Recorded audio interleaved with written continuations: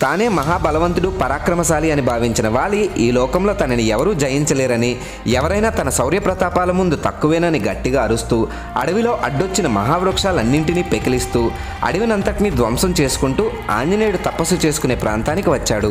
తన బలాన్ని చూసుకుని మిడిసిపడుతున్న వాలి అహంకారంతో నీవు పూజిస్తున్న శ్రీరాముణ్ణి కూడా నేను చిటికలో ఓడించగలను అని హనుమంతుడితో అనడంతో హనుమంతుడిలో ఆగ్రహం కట్టలు తెంచుకుంది.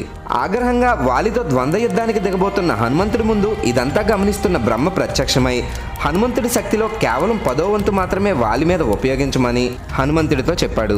యుద్ధంలో తన ముందున్న శత్రువు సగబలాన్ని గ్రహించే వరాన్ని ఇంద్రుడు ఇవ్వడం వల్ల హనుమంతుడి సగబలాన్ని గ్రహించేటప్పుడు తట్టుకోలేక ముల్లోకాలు దద్దరిల్లేలా ఆర్తనాదాలు చేస్తూ హనుమంతుడిని తన బలాన్ని వెనక్కి తీసుకోమని వాలి వేడుకున్నాడు.